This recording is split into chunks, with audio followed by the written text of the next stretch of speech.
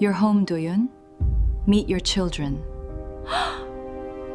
당신이 내 아이들을 11년 동안이나 숨겼어! Three small chests were rising and falling in the same rhythm, the way heartbeats sometimes match when people have been close for a long time. Do-yun Beek stood in the doorway of his mother's bedroom and could not make his legs carry him one step further into the room, because the moment he did, he understood there would be no walking backward out of it. He was 39 years old. He had buried men. He had signed papers that moved more money in a single afternoon than most people saw in 3 lifetimes. He had, 6 hours earlier, stood under gold light at his own engagement dinner and accepted congratulations from men who called him young master and meant it as a warning to themselves. None of that had prepared him for 3 sleeping children who had his jaw, his hairline, and a woman's eyes he had spent 4 years training himself not to think about. He did not know their names yet. He would learn them in the next 11 minutes, and none of the 3 would be easy to hear. If you are watching this, and you have ever walked into a room and understood, before anyone said a single word, that your whole life had just become a different life, stay with me. That feeling doesn't announce itself. It doesn't knock. It's just suddenly the only thing in the room, and everything you thought was solid ground turns out to have been a lid on something. Tell me where you're watching from tonight, and how the weather's been treating you, because where I'm sitting it's been the kind of quiet that makes a person think too much. And this is the story I keep coming back to on nights like that. Her name was Amara Chukwu. This is the story of how she went from a woman erased from a family's photographs to a woman a dying matriarch would not let out of the house without a blessing said over her head. And it starts, like most stories that end in reckonings, with a boy young enough not to know yet what family loyalty was going to cost him. If a story like this is the kind you don't want to lose halfway through, tap that subscribe button now, quietly, the way Do-yun would have wanted someone to warn him quietly before he opened that door, because from here, it only moves forward. Let me start from the beginning, because none of what he saw in that doorway makes sense without it. He was 26 the year he met her, the second son of a family whose real business was never written on any building.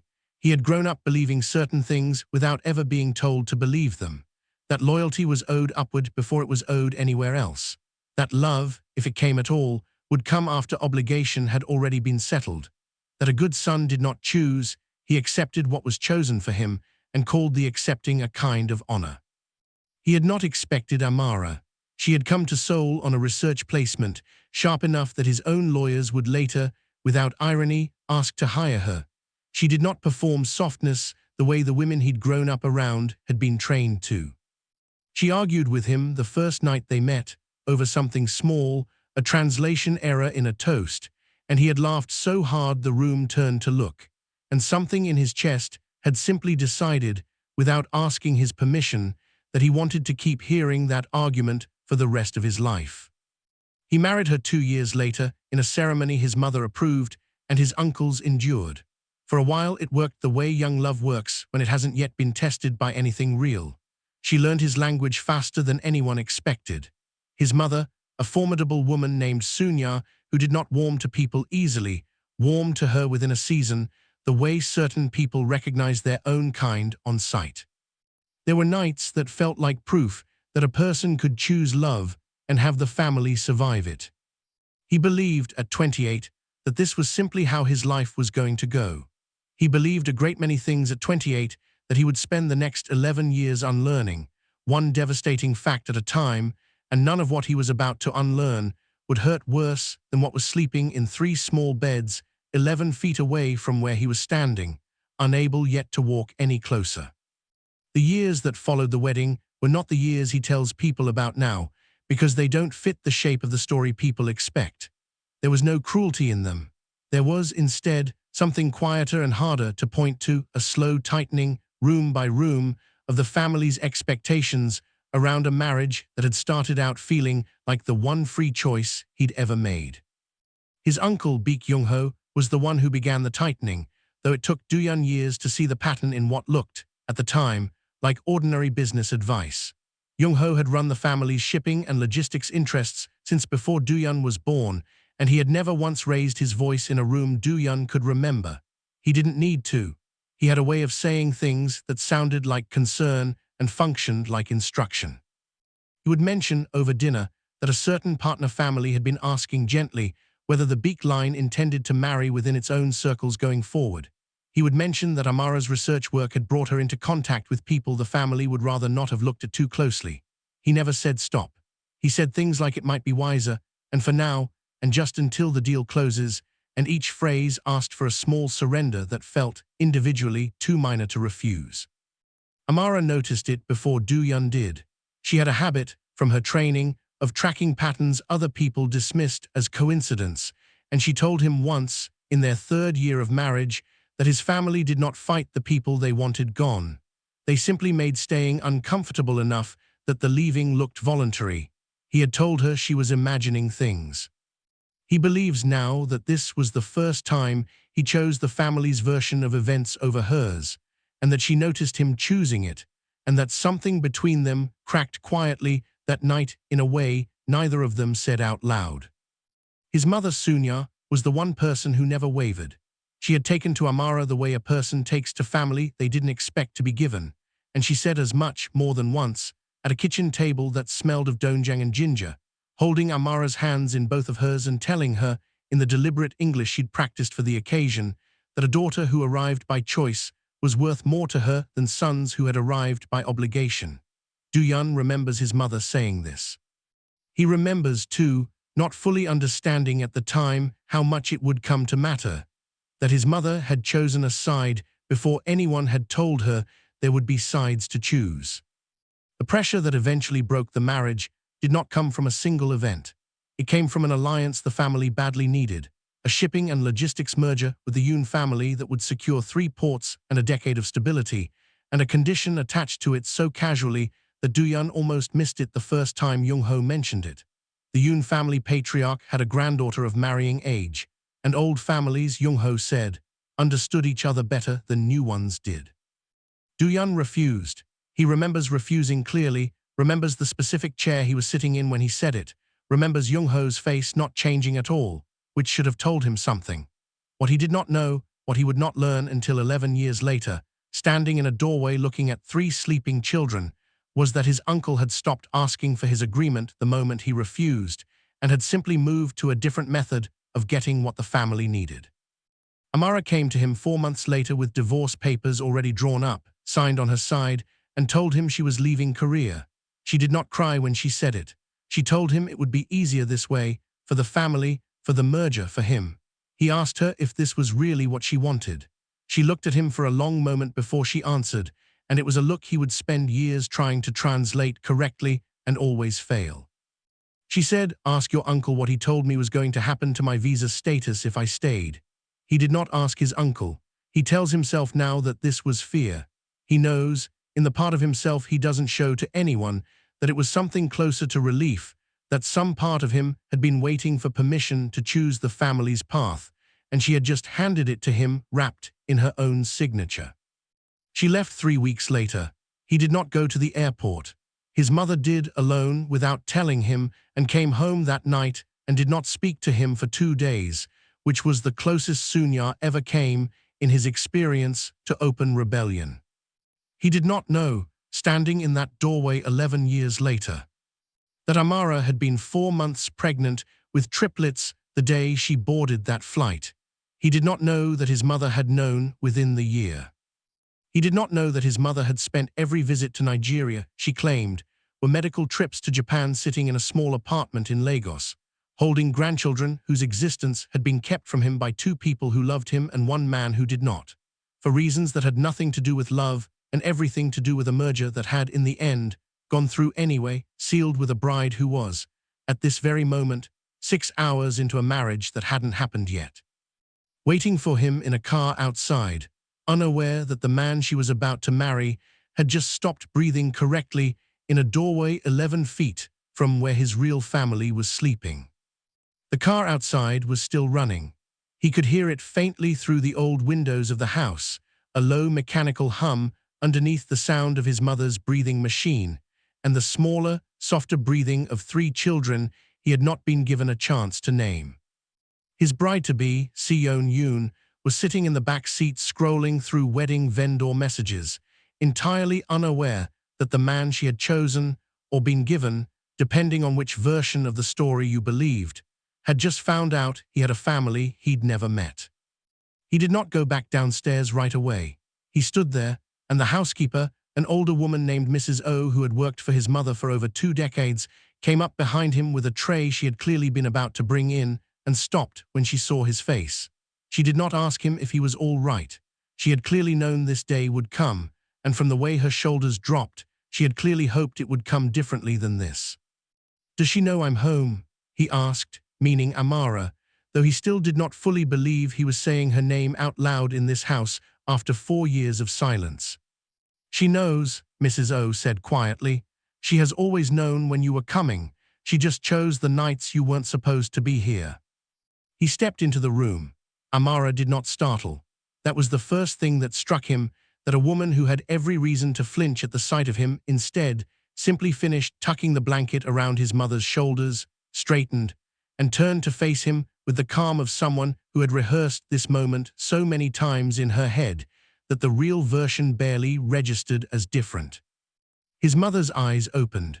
Sunya looked at him, then at Amara, then at the 3 small shapes sleeping in the makeshift beds along the wall, and she smiled the way a woman smiles when a secret she has carried for years finally sets itself down. "You're home," she said, in Korean, her voice thinner than he remembered it. "Sit. There is a great deal I should have told you a long time ago." He sat. Amara did not sit. She stood with her arms folded, watching him with an expression he could not read, and when she finally spoke, her voice was steady in a way that told him she had practiced this too. "Their names are Adiz, Kelechi, and Obi," she said. "They are 8 years old. And before you ask, yes, they are yours, and no, I am not going to apologize for not telling you, because the man who made sure you never found out is currently downstairs in your mother's living room, waiting to hear how this conversation goes." He did not understand at first. Then his mother reached over and took his hand, the way she used to when he was small and about to be told something he didn't want to hear. "Your uncle came to see me 11 years ago," she said, "before the divorce papers, before the merger with the Yoons was finalized. He told me Amara had come to him asking for money to leave the country quietly, that she wanted nothing to do with any child she might be carrying, that it would be a mercy to let her go without complicating things for you. I believed him. I am ashamed to tell you I believed him for almost a year."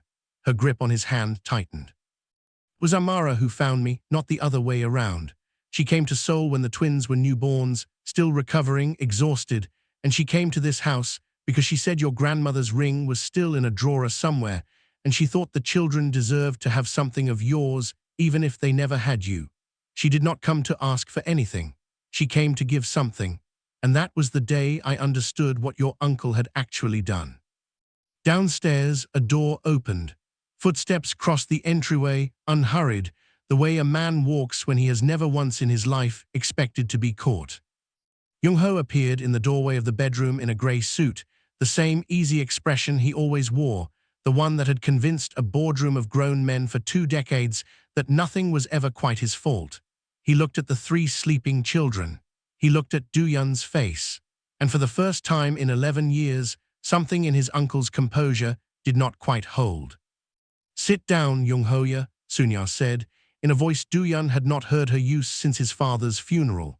"You and I are going to finish what we started 11 years ago, and this time, my son is going to hear every word of it." Jung-ho did not sit. He stood in the doorway with his hands loosely at his sides, and for a long moment nobody spoke, because everyone in that room understood that whatever came next would decide what kind of family they were going to be for the rest of their lives. "You've had 11 years to tell me," Do-yeon said finally. "You had 11 years, and you chose every single one of them." "I chose the merger," Jung-ho said. "I chose the family surviving. You were 28. You didn't understand what it cost to keep 300 people employed, to keep the Yoon alliance from collapsing, to keep this family out of a war it could not have won at the time. I did what needed doing." You told my mother a lie to make her stop looking for her own grandchildren, Duyun said. That's not strategy. That's cruelty with a business plan attached to it. Amara had not moved from her place beside the beds. When she finally spoke, her voice was quiet enough that everyone in the room had to lean slightly toward her to hear it. He offered me money twice, she said. Once before I left, to disappear quietly and never contact anyone in this family again. And once 4 years ago, when I came back to Seoul for the twins' medical checkups, to keep doing exactly that in exchange for a monthly payment large enough that most people would have taken it without a second thought. She looked at Jung-ho directly for the first time since he'd walked in. I kept the wire transfer records, both times. I kept them because I am a person who has learned, the hard way, that men like you eventually need to be shown proof of their own decisions, because you tell yourselves a different story than the one that actually happened. Duyun felt something shift in his chest, a kind of cold clarity that had nothing to do with anger anymore. You have records. I have records, Amara said. I have the transfer confirmations. I have an email where he refers to the children as a liability that could be managed. I have a voicemail from 3 years ago where he tells me directly that if I ever tried to establish paternity through the courts, he would make sure my visa status and my professional reputation in Korea were both destroyed before the case ever reached a judge. She reached into the bag at her feet, unhurried, and set a slim folder on the small table beside Sunya's bed. I did not bring this tonight to ruin your engagement dinner. I brought it because your mother asked me to come tonight, specifically tonight, because she said she was tired of waiting for the right moment, and she did not think there was going to be one. Sunya's hand tightened around her son's. I am not well, she said simply.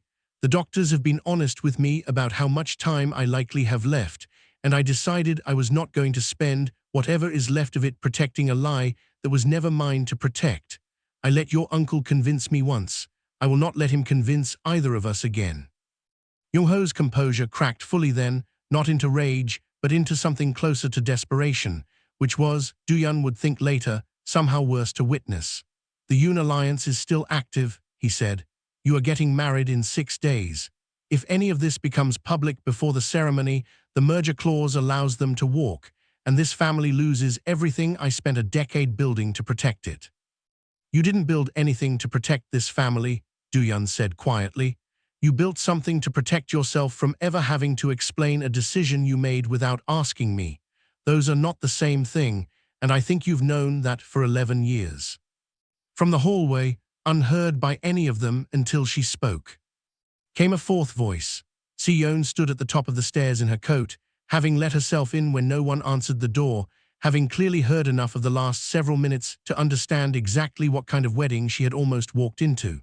She looked at Duyun, then at the 3 sleeping children, then finally at Jung-ho, with an expression that made the older man take an actual step backward.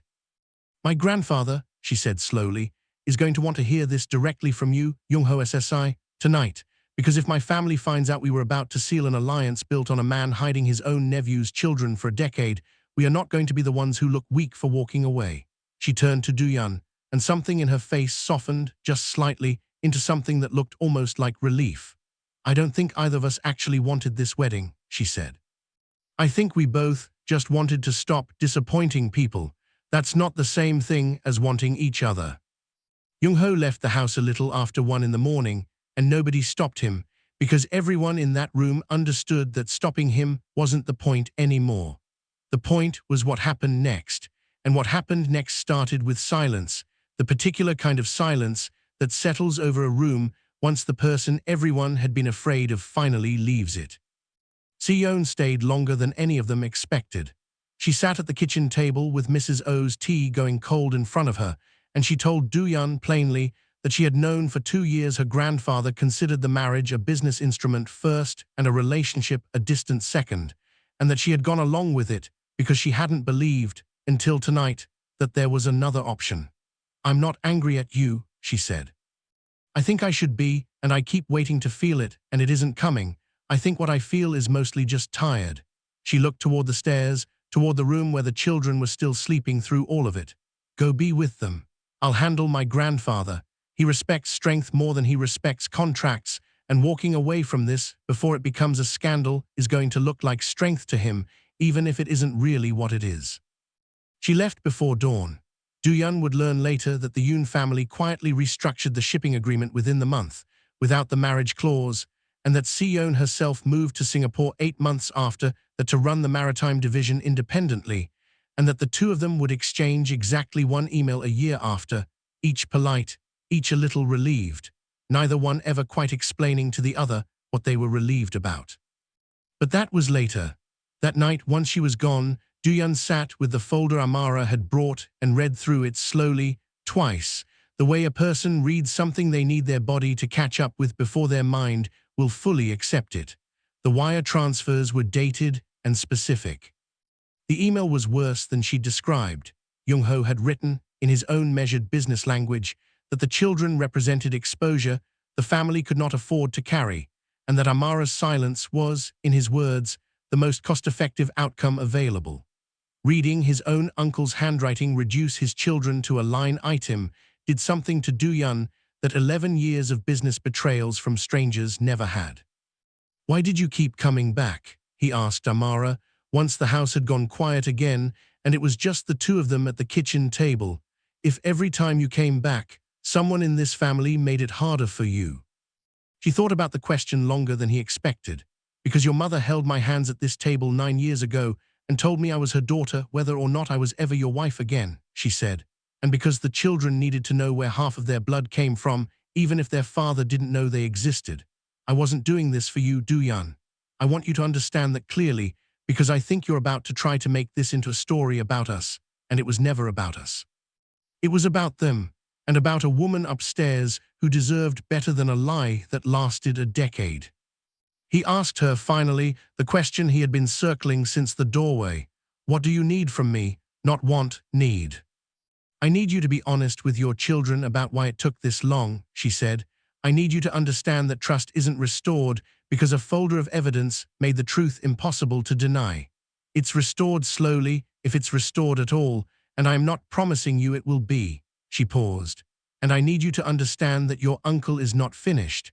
Men like him don't walk away quietly. He has spent 11 years building a version of this family's future around a lie, and that folder just took the floor out from under him. He is going to do something before this settles, because men like him would rather burn a house down than watch someone else redecorate it." She was right. 3 days later, a call came into Do-yeon's office from a reporter at a financial paper, asking, with the studied neutrality of someone who already knew the answer, whether the Beek family had any comment on documents suggesting a decade-long concealment of an heir's biological children, sourced from an anonymous party inside the organization. The reporter's call was the first sign that Jung-ho had decided information was now a weapon he intended to use against everyone in that house, not just against Do-yeon.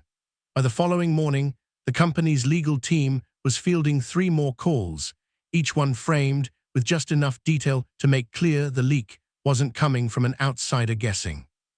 It was coming from someone who had access to internal records, someone who knew exactly which documents would do the most damage if released in the wrong order.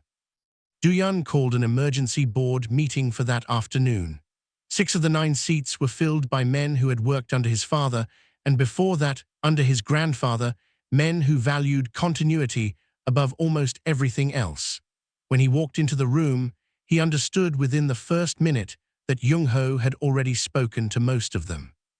The chairman of the logistics division, a man named Yoo Byung-chul who had known Do-yeon since he was a child, was the one who said what the others were clearly thinking. "The concern isn't the children," he said carefully. "Nobody in this room believes children should carry the weight of adult decisions. The concern is optics. A foreign woman, biracial children, a decade of concealment framed as scandal instead of family matter. Investors read headlines before they read explanations."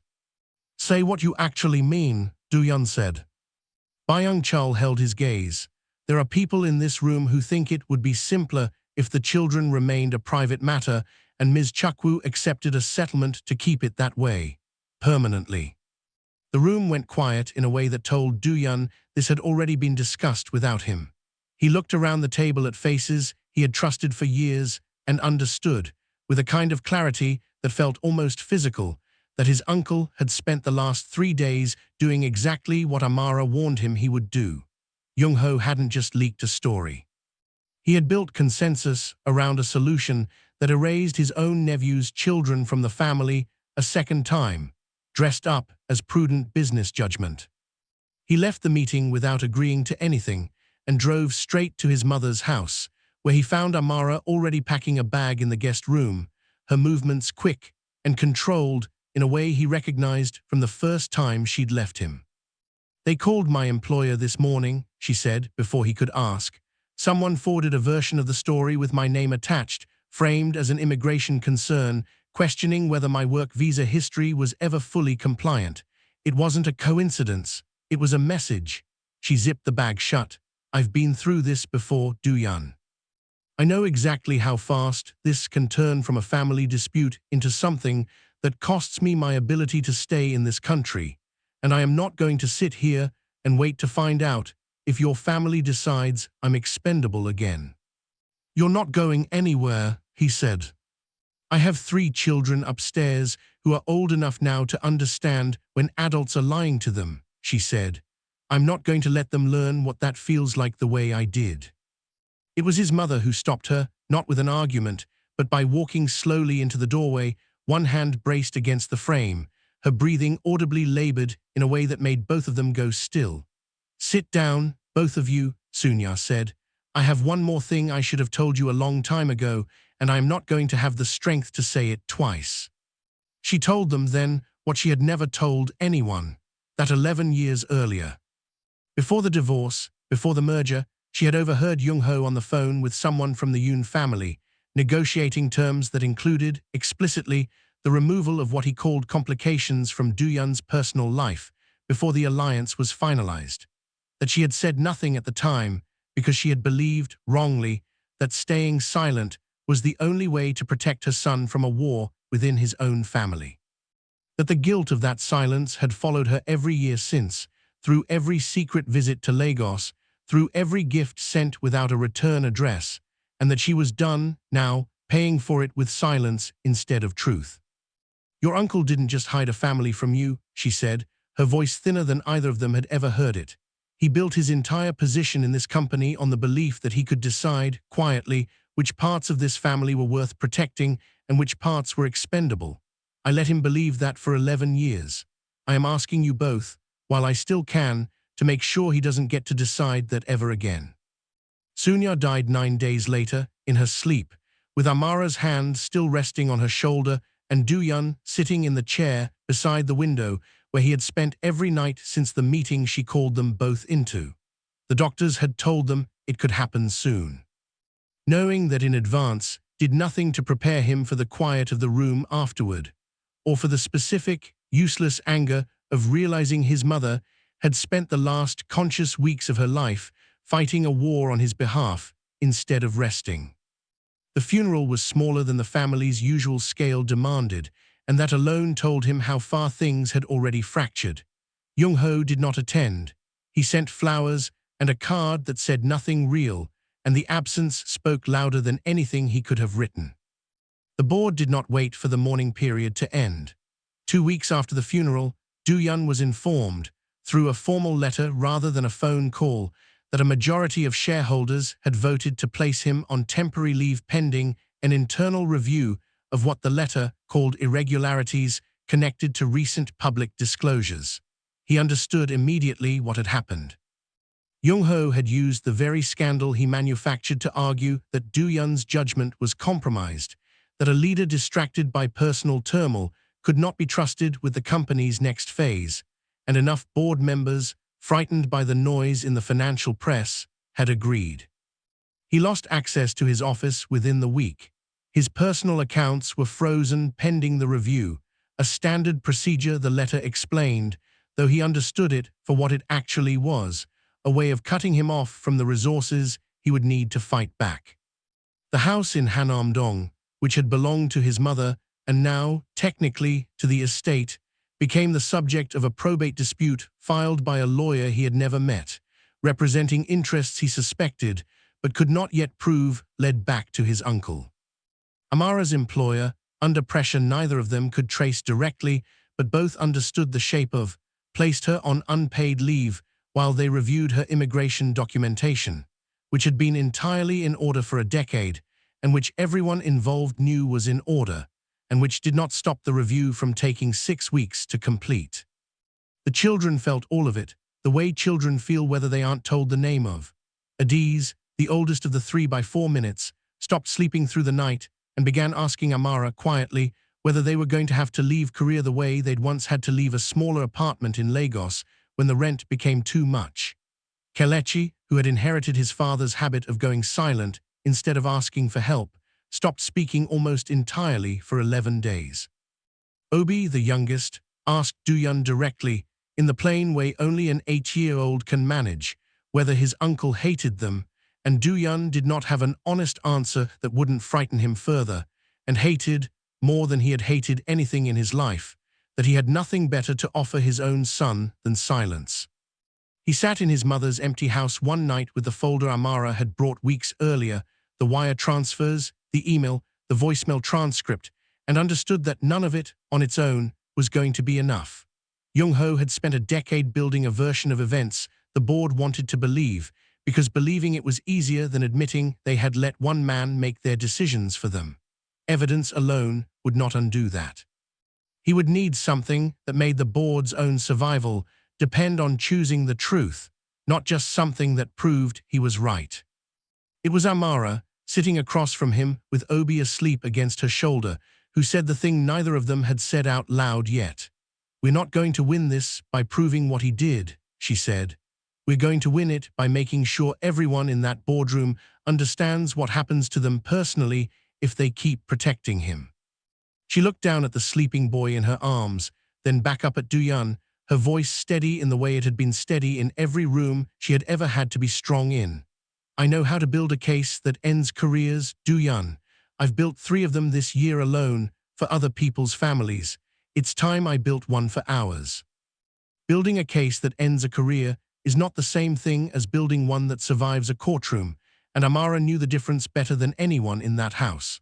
For the next 3 weeks, she worked the way Duyun remembered her working in the earliest years of their marriage, before any of this, when she used to fall asleep at her desk with a highlighter still in her hand.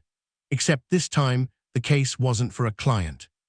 It was for her own children, and she treated it accordingly, with a precision that frightened him a little to watch.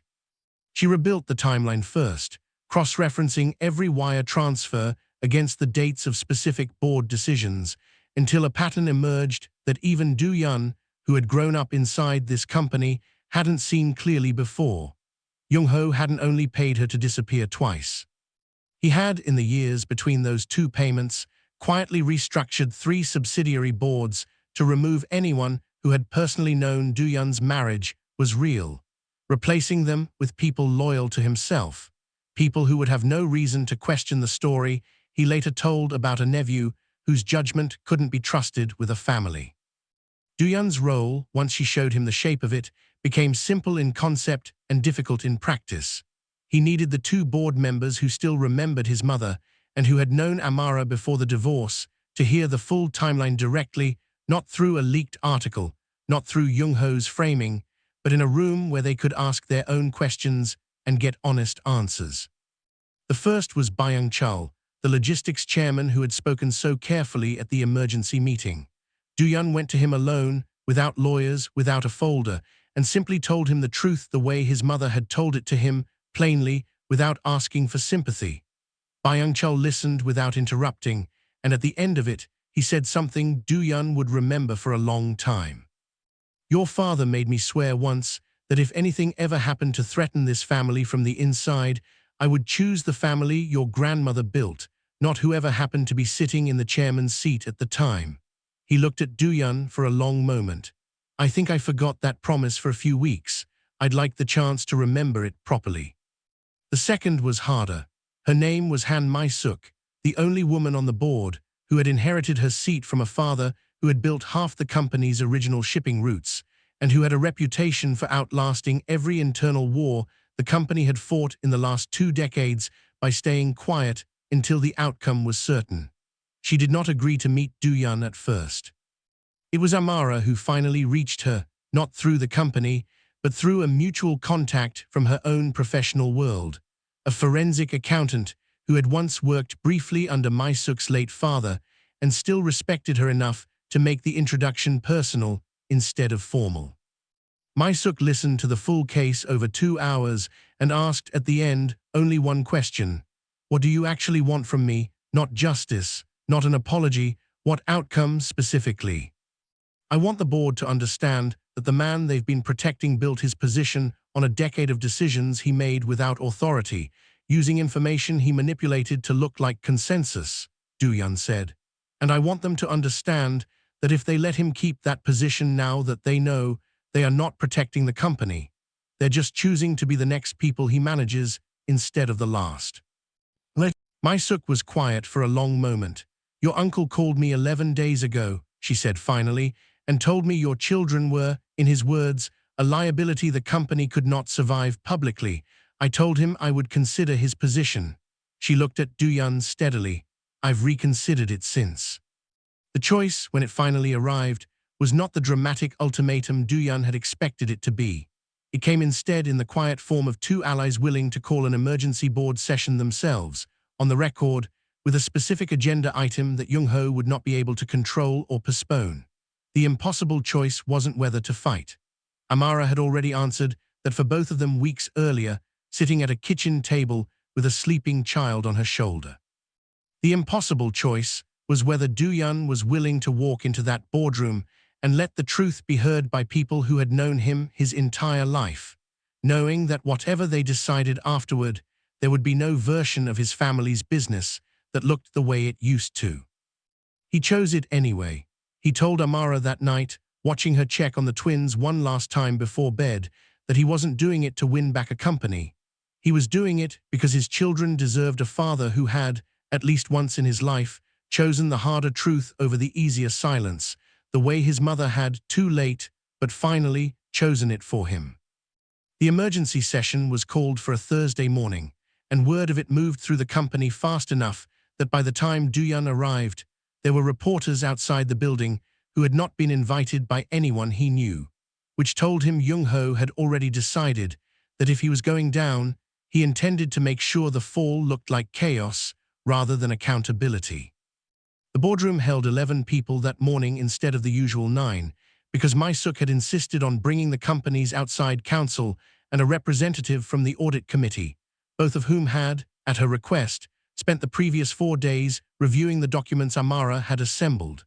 Jung-ho arrived last, as he always had, in a grey suit, composed in the way that had convinced rooms for 2 decades.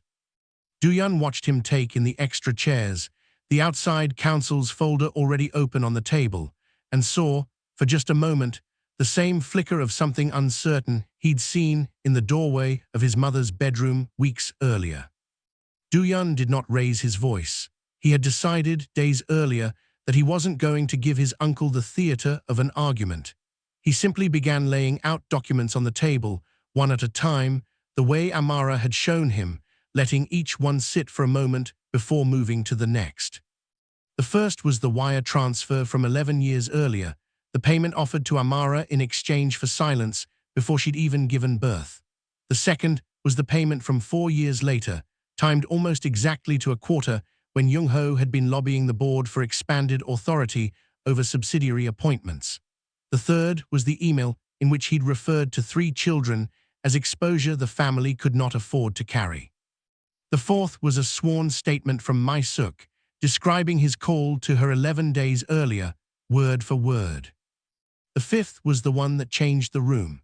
It was a financial audit, prepared quietly over the past 3 weeks by the outside forensic accountant Amara had brought in, showing that the subsidiary board appointments Jung-ho had made over the past decade weren't only about loyalty. 3 of them involved contracts routed through companies with undisclosed ties to Jung-ho's own family through his wife's side, contracts that had personally profited him at a scale the rest of the board had never been shown. The concealment of Do-yeon's children, it turned out, had never been about protecting the family at all. It had been about keeping the one person with the authority to question those contracts too distracted, too discredited, and too absent to ever look closely. You didn't hide my family to protect this company, Dooyeon said, quietly, into the silence that followed. You hid them to protect what you were doing with it while I wasn't looking. Jung-ho did not deny it. He sat very still, his hands flat on the table, and for a long moment he said nothing at all, which in that room in front of those people was its own kind of confession. When he finally spoke, his voice had none of its old ease left in it. Everything I built, he said, I built so this family would never be vulnerable the way it was after your father died. I made hard decisions so none of you would have to. You made decisions that served you, My-suk said, before Dooyeon could answer, and you called it service to the family because that story was easier for all of us to accept than the alternative. I accepted it too for a while. I won't again. The vote to remove Jung-ho from the board and refer the audit findings to the company's legal counsel for further investigation passed within the hour, 8-1, with Jung-ho himself the single dissenting voice. He was escorted from the building before the reporters outside had any idea what had actually been decided, and by the time the company's official statement was released that evening, it did not mention Dooyeon's children at all, except to confirm, briefly, that they were part of the family and that the family looked forward to introducing them, in time, on their own terms. Dooyeon found Amara waiting outside the building instead of at home, the 3 children with her, standing a little apart from the crush of cameras. Adiz asked him, before he could say anything, whether it was over. He knelt down to her height, the way his mother used to kneel to speak to him when he was small enough to need it, and told her the truth, because he had promised himself weeks earlier that he was done offering his children anything less than that. The part with your great uncle is over, he said. The part where I get to actually be your father is just starting. That part's going to take longer, and I'm asking all 3 of you to be patient with me while I learn how. The legal proceedings against Jung-ho took the better part of a year to fully resolve, and Dooyeon did not attend most of the hearings personally, choosing instead to let the company's counsel and the prosecutors handle what had become, by that point, a matter for the courts rather than for family dinners. Jung-ho was convicted of breach of fiduciary duty and undisclosed self-dealing, stripped of his remaining shares, and ordered to repay a sum large enough that even the financial papers, usually careful with their language, described the judgment as a reckoning rather than a settlement. He did not attend the sentencing with any of the composure that had once made rooms fall quiet around him.